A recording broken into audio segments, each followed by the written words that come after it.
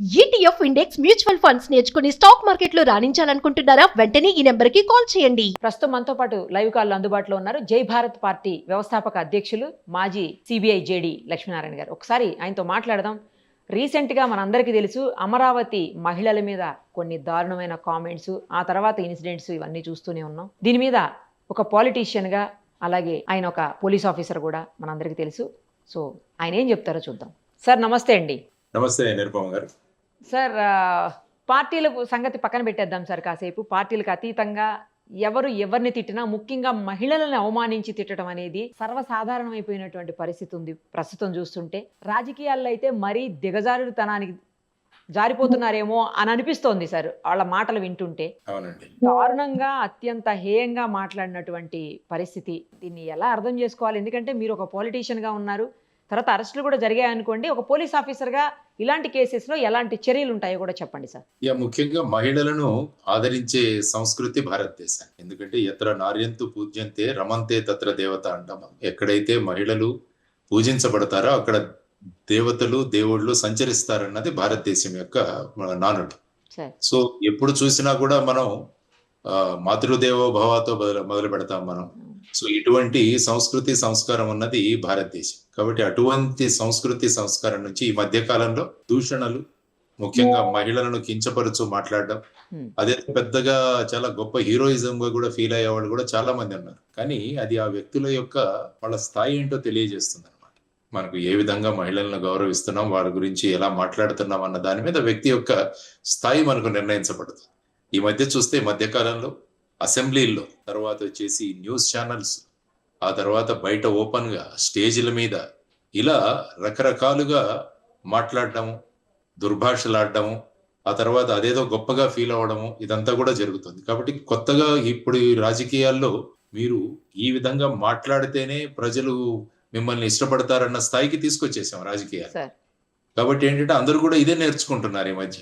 కాబట్టి ఏవైనా అపశబ్దాలు వాడడం, బూతు పదాలు వాడడం, సో ఆ విధంగా వాడితేనే అతను నిజమైన రాజకీయ నాయకుడు అన్న కొత్త డెఫినేషన్, కొత్త ఒక అభిప్రాయం కూడా ప్రజల్లో వ్యక్తమవుతుంది. ఇది చాలా దురదృష్టకరం. ఎందుకంటే మీరు టీవీ ఛానల్స్ లో కూర్చున్నా కూడా అక్కడికి వచ్చేవాళ్ళు కూడా చాలా సార్లు దుర్భాషలాడినవి, కొన్నిసార్లు ఈవెన్ ఆ టీవీ రన్ చేస్తున్న యాంకర్లు కూడా ఈ విధంగా మాట్లాడడం, ఇవన్నీ కూడా చూసాం. కొంతమంది నటులు వీరు కూడా అసభ్యంగా మాట్లాడడం, ఇవన్నీ కూడా పరిపాటి అయిపోయింది ఈ మధ్యలో.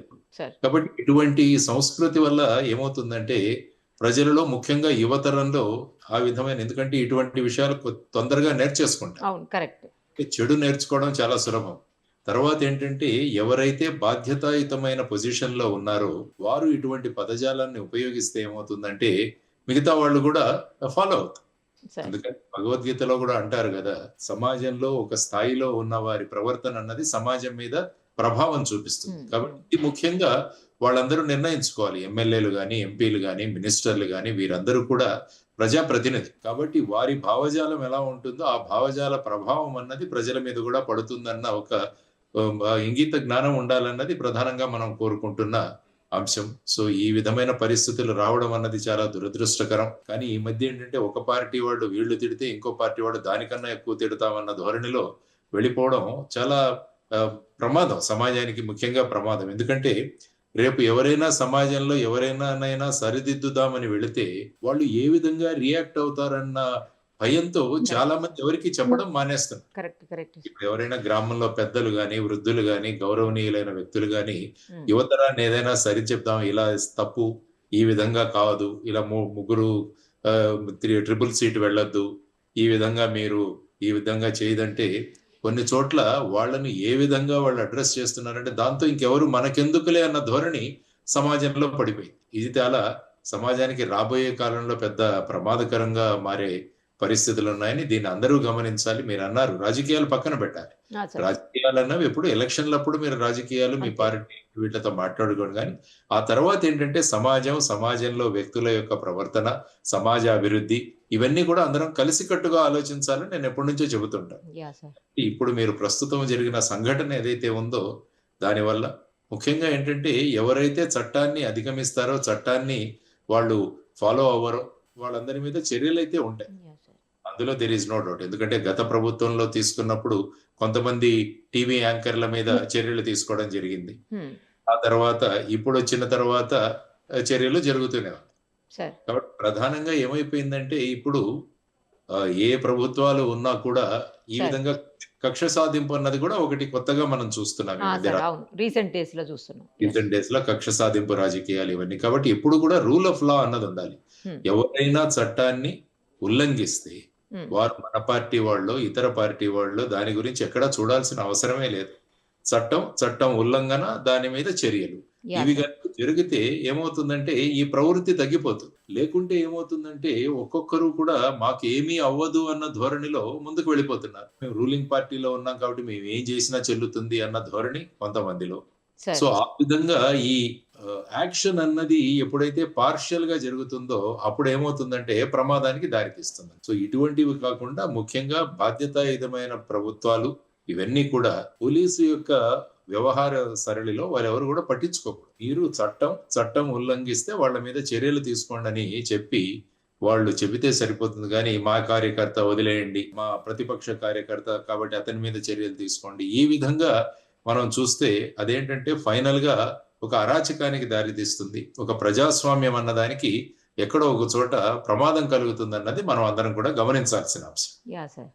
ఇప్పుడు ఇలాంటి వాటిల్లో ఎలాంటి శిక్షలు పడే అవకాశం ఉంటుంది సార్? అసలు అంటే మహిళలను ఈ విధంగా మాట్లాడడం అన్నది చట్ట రీతిగా అది చట్ట ఉల్లంఘన. అంటే మహిళల మీద ఈ విధంగా అపశబ్దాలు మాట్లాడడం, ఇంతకుముందు 294 అనేవాళ్ళం, ఈ ఐపీసీలో కానీ 509 ఐపీసీ అనేవాళ్ళం. వాటికి కరెస్పాండింగ్ గా ఇప్పుడు బిఎన్ఎస్ లో కొత్త సెక్షన్లు వచ్చాయి. కాబట్టి మహిళల పట్ల పరుషంగా మాట్లాడడం, మహిళల పట్ల అసభ్యంగా మాట్లాడడం, ఇవన్నీ కూడా చట్ట ప్రకారంగా చర్యలు ఉంటాయి వాళ్ళ మీద. ఐ థింక్ 3 సంవత్సరాల వరకు ఆ విధంగా.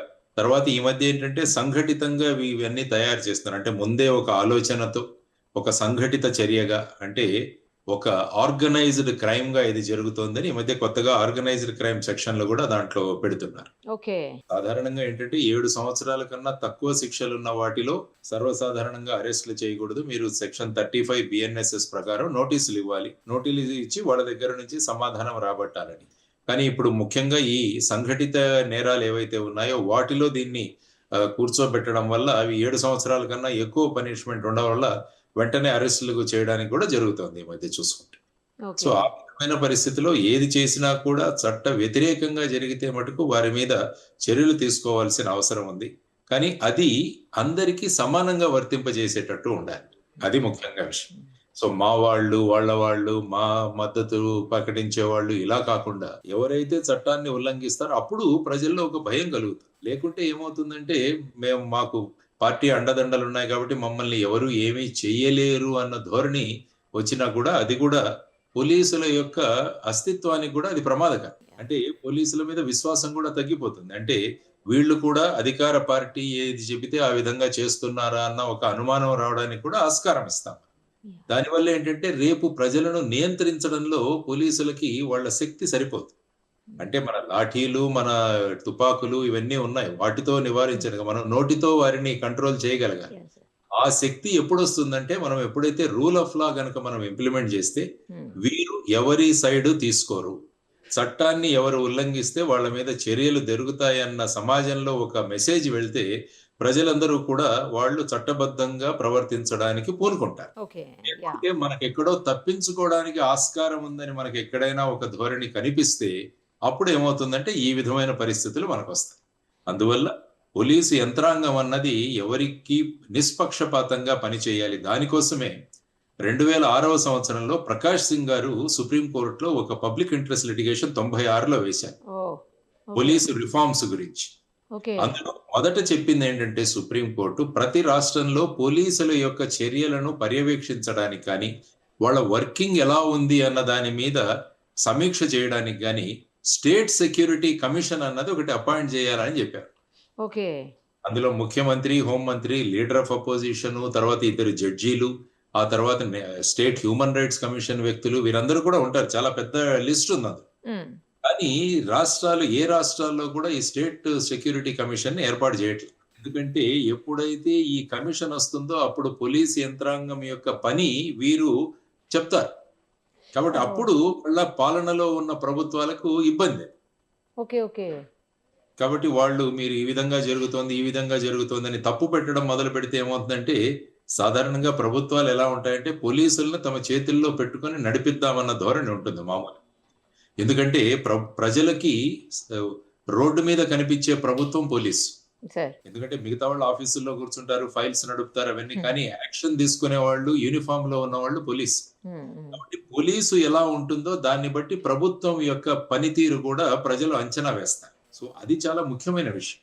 కాబట్టి చాలా మంది అనుకోవచ్చు ప్రభుత్వంలో ఉన్నవాళ్ళు మనం పోలీసుల్ని ఉపయోగించుకుందాం, మనం చేద్దాం. కానీ ప్రజల్లో ఇది అసంతృప్తికి దారి తీస్తుంది. ఇది కూడా వాళ్ళు గమనించాల్సిన అంశం. సో ఈ విధమైన పరిస్థితుల్లో ప్రస్తుతం చేయాల్సింది ఏంటంటే ఈ స్టేట్ సెక్యూరిటీ కమిషన్ అన్నది ఏర్పాటు చేయడం చాలా అవసరం.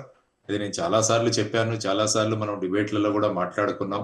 కానీ ఎప్పుడైతే మీరు రూల్ ఆఫ్ లా అన్నది ఖచ్చితంగా అమలు చేయాలి అనుకుంటున్నారో స్టేట్ సెక్యూరిటీ కమిషన్ ఏర్పాటు చేయండి. ఎందుకంటే ఇది రాష్ట్ర హితవు కోసం చెప్తున్నారు. ఎప్పుడు కూడా ప్రభుత్వంలో ఉన్నవారు రాష్ట్ర హితవు కోసం పనిచేయాలి కానీ పార్టీ హితవు ఈ విధంగా పని చేసుకుంటూ వెళితే ఏమవుతుందంటే ప్రజాస్వామ్యం నిలబడదు. ఆ తర్వాత ప్రజలలో లేనిపోని విధంగా ఒక చిన్న చిన్న గ్రూపులుగా మారిపోయి ప్రభుత్వానికి సపోర్ట్ చేసేవాళ్ళు, ప్రభుత్వానికి వ్యతిరేకులు ఈ విధమైన గ్రూపులు ఏర్పడిపోయి ఏమవుతుందంటే ప్రజలలో ఒక రకమైన అశాంతి నిండుకుంటుంది. అంటే మంచి పరిస్థితులు ఉండవు సమాజంలో. ఎప్పుడు కూడా అశాంతి, అభద్రతా భావం. ఆ! ఎప్పుడైనా రాష్ట్రం బాగుంది అంటే ప్రజలు శాంతిగా ఉంటూ మన ప్రాథమిక హక్కులు ఏవైతే ఉన్నాయో వాటికి ఎక్కడా భంగం వాటిల్లదు అన్న, ఎవరైనా భంగం చేయడానికి ప్రయత్నిస్తే వెంటనే వారి మీద చర్యలు తీసుకుంటారన్న భరోసా వస్తే ఏమవుతుందంటే అందరూ సక్రమంగా నడుచుకుంటారు. ఇది ప్రభుత్వాల యొక్క బాధ్యతని నేను అంటాను నిరుపమ గారు. కరెక్ట్ చెప్పారు సార్. కరెక్ట్ చెప్పారు. సార్ ఇప్పుడు ఎవరైతే చర్చ చేశారో వాళ్ళు, చర్చలో పాల్గొన్న వాళ్ళు అందరూ కూడా శిక్షార్హులేనా సార్? లేకపోతే గ్రీవియన్స్ ఏమైనా తగ్గుతదా? అంటే తీవ్రత ఏమైనా తగ్గుతదా ఒకళ్ళకొకళ్ళకి? ఎట్లా అసలు ఇది? అంటే ప్రతి క్రైమ్ ఏదైతే ఉంటుందో దానిలో ప్రధానంగా చూసేటంటే 2 విషయాలు. హ్మ్. ఒకటి మీ ఉద్దేశం ఏంటి? మీరు చేసిన చర్య ఏంటి? ఓకే. ఓకే. ఒక క్రైమ్ ఈ 2 కాన్స్టిట్యూట్ చేస్తాయన్నమాట. సరే. అంటే దీన్నే ఇంగ్లీష్ భాషలో అంటే వేరే లాటిన్ లో అనుకుంటాను మెన్స్ రియా యాక్టిస్ రయస్ అంటాం. అంటే మెన్స్ రియా అంటే నేను ఏ ఉద్దేశంతో చేశాను, హ్మ్. హ్మ్. ఆ తర్వాత నేను చేసిన చర్య ఏంటి. ఓకే. ఫర్ ఎగ్జాంపుల్ ఒక వస్తువు ఉంది. ఆ వస్తువును నేను పొరపాటుగా నా జోబిలో పెట్టుకున్నాను, అదొకటి. హ్మ్. దొంగతనం చేయాలని పెట్టుకున్నాను, ఈ 2 ఉంటాయి. ఓకే. ఓకే. కాబట్టి పొరపాటును నేను తీసుకున్నానంటే అది అఫెన్స్ అవ్వదు. కానీ నిజంగా కావాలని తీసుకొని దొంగతనంగా నేను పొరపాటున తీసుకున్నానని చెప్తే సార్? అంటే అది ఇన్వెస్టిగేషన్ లో తేలుతుంది. ఇన్వెస్టిగేషన్ లో అంటే నేను ఉద్దేశపూర్వకంగా తీసుకుంటేనే అది నేరం అవుతుంది అనమాట. ఓకే. Theft, okay. దొంగతనం. కాబట్టి నాకు ఉద్దేశము ఉండాలి, ఒక చర్య కూడా నేను చేయాలి.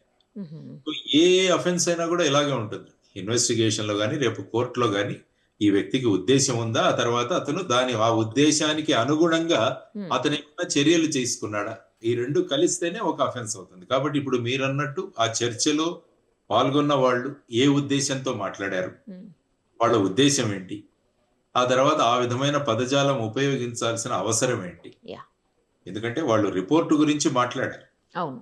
యాక్చువల్‌గా మే నెలలోనో, జూన్ నెలలోనో ఒక రిపోర్ట్ వచ్చింది. ఓకే. మొత్తం భారతదేశంలో ఈ విధంగా ఉన్న మహిళల యొక్క ప్రస్తుత పరిస్థితి గురించి ఒక రిపోర్ట్ వచ్చింది. హ్మ్. హ్మ్. అందులో ముఖ్యంగా కర్ణాటకలో ఎక్కువగా ఈ విధంగా జరుగుతోంది. ఆ తర్వాత వచ్చేసి ఆంధ్రప్రదేశ్‌లో జరుగుతోంది, మహారాష్ట్రలో జరుగుతోంది. ఈ విధంగా రిపోర్ట్‌లో వచ్చింది. హ్మ్. హ్మ్. కానీ ఆ రిపోర్ట్ ఆధారంగా ఒక ప్రాంతం మీద వాళ్ళందరికీ కూడా ఈ విధంగా అభాండాలు మోపడం అది సబబు కాదు. యాహ్! సార్. కరెక్ట్. రిపోర్ట్ చేయండి. ఎందుకంటే గత అనేక సంవత్సరాల నుంచి మీరు చూసుకుంటే ఈ విషయం ఏదైతే ఉందో హ్మ్. దాని గురించి చర్చలే జరుగుతున్నాయి. కానీ దాని పరిస్థితులేంటి? అక్కడ ఉన్న ఉపాధి పరిస్థితులేంటి? ఈ విధంగా మహిళలు ఆ విధంగా ఆ వృత్తికి వెళ్ళడానికి కారణాలేంటి? అవి రాకుండా మనం ఏం చేయాలి అన్నది చర్చించాలి. There is no doubt. అవును. అవును. ప్రాంతం ఆర్థికంగా అభివృద్ధి చెందాలి. హ్మ్. మహిళల సాధికారత పెరగాలి. Hmm. మహిళల చేతుల్లో డబ్బులు రావాలి. హ్మ్. ఆ విధంగా చేస్తే మహిళలు గౌరవప్రదంగా సమాజంలో నడవాలి అన్నది వాళ్ళు బ్రతకాలి అన్నది మనం అందరం అనుకుంటాం. హ్మ్. కానీ కొన్ని ఇటువంటి పరిస్థితుల వల్ల మహిళలు ఆ విధంగా వెళుతున్నారు అన్న పరిస్థితి మనం చూసుకుంటే దానికి ఒక ప్రాంతాన్నంతా కూడా ఆ విధంగా ఆపాదిస్తూ యాహ్! ఆ విధంగా వెకిలిగా మాట్లాడడం అన్నది తప్పు. ఎందుకంటే అది ఆ ప్రాంతంలో ఉన్న మహిళలందరినీ కూడా అవమానించినట్టు అవుతుంది. యాహ్! సార్. ఇది ముఖ్యంగా మనం కాబట్టి మాట్లాడుతున్నప్పుడు ఎప్పుడు కూడా ముఖ్యంగా మీరు ప్రెస్ కౌన్సిల్ ఆఫ్ ఇండియా వాళ్ళ రూల్స్ 2010లో ఇచ్చిన రూల్స్ కూడా ఒకసారి చూసుకుంటే అందులో ఐటమ్ నెంబర్ 6 లో ప్రైవసీ గురించి మాట్లాడారు. ఓకే. ముఖ్యంగా వ్యక్తుల యొక్క ప్రైవసీ సందర్భంగా మీడియా చాలా జాగ్రత్తగా ఉండాలి. ఓకే. అందుకు కూడా మహిళల గురించి మాట్లాడుతున్నప్పుడు ఇంకా చాలా జాగ్రత్తగా ఉండాలని చెప్పేసి మనకు ప్రిన్సిపల్స్ ఆఫ్ జర్నలిజం లో ఉంది. ఓకే. కాబట్టి ఇలా ఉన్నప్పుడు ఆ మీడియా ఛానల్స్ కావచ్చు, మీడియా ఛానల్స్ లో ఉన్న యాంకర్స్ కావచ్చు, ఆ విషయం నుంచి ఎవరైనా చర్చిస్తున్నప్పుడు ఈవెన్ వాళ్ళకు కూడా ఈ విధమైన అంశాలు చెప్పాల్సిన బాధ్యత మన మీద ఉంది. గౌరవప్రదంగా మాట్లాడాలి. ఏదైనా విషయం ఉంటే దాన్ని ప్రజెంట్ చేసే విధానం వేరుగా ఉంటుంది. విషయం సీరియసే, నో డౌట్. కానీ దాన్ని ఎలా ప్రజెంట్ చేయాలి అన్న దాని మీద ఆధారపడి ఉంటుంది. అంటే నాకు ఇష్టం వచ్చింది ఏమైనా మాట్లాడొచ్చు అన్న ధోరణిలో వెళ్ళిపోతే వాక్ స్వాతంత్రం ఉంది ప్రతి ఒక్కరికి, ఆర్టికల్ 19. కానీ ఆర్టికల్ 19(2) ఒకసారి చదివితే దాని మీద రిస్ట్రిక్షన్స్ ఉంటాయి. నేను ఎప్పుడంటే అది మాట్లాడడానికి నాకు హక్కు లేదు. అది కూడా కొన్ని విషయాలకు లోబడి మాట్లాడే భారతదేశం యొక్క సార్వభౌమత్వము, భారతదేశం ఇతర దేశాల యొక్క రిలేషను, పబ్లిక్ ఆర్డరు, ఎవరిని కించపరచకూడదు, ఇవన్నీ కూడా అందులో రైడర్స్. 19(2) చదవకుండా 19(1) చదివేస్తే అది కుదరదు అనమాట. రాజ్యాంగం చదివినప్పుడు మొత్తం చదవాలి. సో ఈ విధంగా అందుకనే ఎప్పుడు చెబుతుంటాను ఏంటంటే రాజకీయ పార్టీలు కూడా వాళ్ళ కార్యకర్తలకు ట్రైనింగ్ క్లాసెస్ పెట్టాలి. ఈవెన్ ఎమ్మెల్యేలు, ఎంపీలుగా వచ్చిన వాళ్ళు కూడా ఫస్ట్ టైమర్స్ చాలా మంది ఉంటారు. వీళ్ళందరికీ కూడా చెప్పి మనం మీడియాలో ఉన్నప్పుడు ముఖ్యంగా ఆ రాజకీయ పార్టీల యొక్క అధికార ప్రతినిధులు వీరు కూడా ఉంటారు. తర్వాత రెగ్యులర్ గా మనకు వచ్చే విశ్లేషకులు కావచ్చు, వారికి కూడా విషయాలు చెప్పాల్సిన బాధ్యత ఆ ఛానల్స్ మీద ఉంటుంది. అంటే మీరు కూర్చోబెట్టారు ఏమైనా మాట్లాడొచ్చు అంటే అది నడవదు కదా. ఎందుకంటే ఒక సభ్య సమాజంలో ఉన్నాం మనం. అంతే కదా సార్. సభ్య సమాజంలో ఉన్నప్పుడు మన భాష, ప్రతి ఒక్క మాట, ఎందుకంటే నోటి నుంచి బయటకు వచ్చిన మాట, విల్లులోంచి బయటకు వచ్చిన మాట, తర్వాత వచ్చేసి తర్వాత జరిగిపోయిన కాలం వెనక్కి తీసుకురాలి. కాబట్టి మాట్లాడుతున్నప్పుడు మన భాష అన్నది చాలా స్పష్టంగా ఉండాలి, గౌరవపూర్వకంగా ఉండాలి, ఎదుటి వారికి కించపరచకుండా ఉండాలి. కానీ మన విషయాన్ని సూటిగా మనం మాట్లాడవచ్చు, టెక్నికల్ గా మాట్లాడొచ్చు, ఏదైనా కూడా టెక్నికల్ గా విత్ ఫ్యాక్ట్స్ అండ్ ఫిగర్స్ మాట్లాడచ్చు. దాని గురించి మీరు అందరికీ ఆపాదించడం అన్నది సబబు కాదు. కాబట్టి ఇటువంటి చర్యలు ఎవరు తీసుకున్నా, ఎవరు చేసినా కూడా, irrespective of channels, irrespective of political parties, irrespective of status of that person కావచ్చు, వారి మీద చర్యలు తీసుకోవాల్సిన అవసరం చాలా. రైట్ సార్, చూద్దాం ఏం జరుగుతుంది అనేది. Thank you sir, thank you so much.